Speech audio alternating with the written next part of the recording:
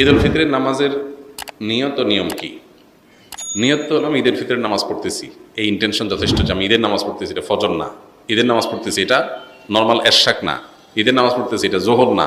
এই যে পার্থক্য আছে, এই নিয়ত আছে, এটুকুই যথেষ্ট আপনার। এটাই হলো নিয়ত। মূলত আলাদা মুখে নাওয়াইতুয়ান ইত্যাদি ইত্যাদি এগুলো বলার দরকার নাই। আর ঈদের নামাজের যে নিয়ম, সেটা হলো ঈদের নামাজ 2 রাকাত আদায় করতে হবে এবং 2 রাকাত নামাজের পরে খুতবা দিবেন খতিব সাহেব।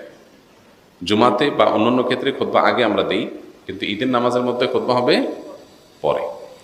2 রাকাত নামাজের নিয়মটা কি?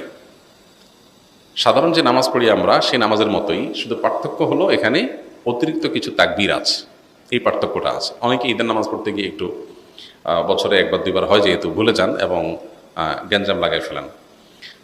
তো নিয়মটা হলো, আমরা প্রথমে ইমামের সাথে তাকবীর বলে হাত বাঁধবো, বেঁধে আমরা সানা পড়ব। সানা যেটা আছে এটা পড়ব। সানা পড়া শেষ, এরপরে অতিরিক্ত তাকবীর দেবেন ইমাম সাহেব। এই অতিরিক্ত তাকবীর আমরা কান পর্যন্ত হাত তুলব এবং হাত ছেড়ে দিব। অতিরিক্ত তাকবীর কয়টা দিব এটারই মত পার্থক্য আছে। 2 মতের সপক্ষেই বিশুদ্ধ হাদিস রয়েছে। অর্থাৎ অতিরিক্ত তাকবীরের সংখ্যা 6 তাকবীর হানাফি মাযহাব অনুযায়ী, অন্যান্য মাযহাব অনুযায়ী 12 তাকবীর।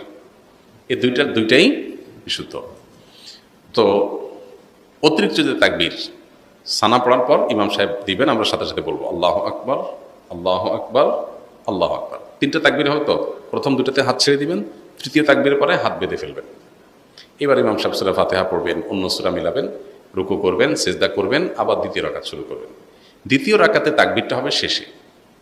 ইমাম সাহেব দাঁড়ায় সূরা পড়বেন, সূরা ফাতিহা পড়বেন, সূরা মিলাবেন, এরপরে আল্লাহু আকবার, আল্লাহু আকবার, আল্লাহু আকবার। অতিরিক্ত তাকবীর দিবেন, 3টা হানাফি মাযহাব অনুযায়ী, আর শেষে আরেকটা তাকবীর দিয়ে রুকুতে যাবেন। তাহলে 4টা হবে লাস্টে, 3টা অতিরিক্ত তাকবীর, একটা রুকুর তাকবীর, ব্যাস। এরপরে যথারীতি নামাজ, আত্তাহিয়াতু, দোয়া, মাসুরা, দুরূদ পড়ে আমরা সালাম ফেরাবো। এ হলো নামাজ। তাহলে শুধুমাত্র অতিরিক্ত তাকবীরগুলো প্রথম রাকাতে সানা পড়ার পরে, সূরা ফাতিহার আগে, আর দ্বিতীয় রাকাতে অতিরিক্ত তাকবীরগুলো হবে রুকুতে যাওয়ার আগে, সূরা ফাতিহা সূরা মিলানোর পরে। তাকবীরগুলো মুখে বলবো, বলার সময় হাত উত্তোলন করে আবার হাত ছেড়ে দেব, বাস।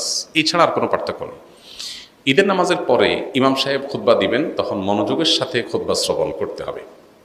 অনেকে আছেন ঈদের নামাজ পড়ে খুতবা শোনা ছাড়া চলে যান, খুবই গর্হিত কাজ।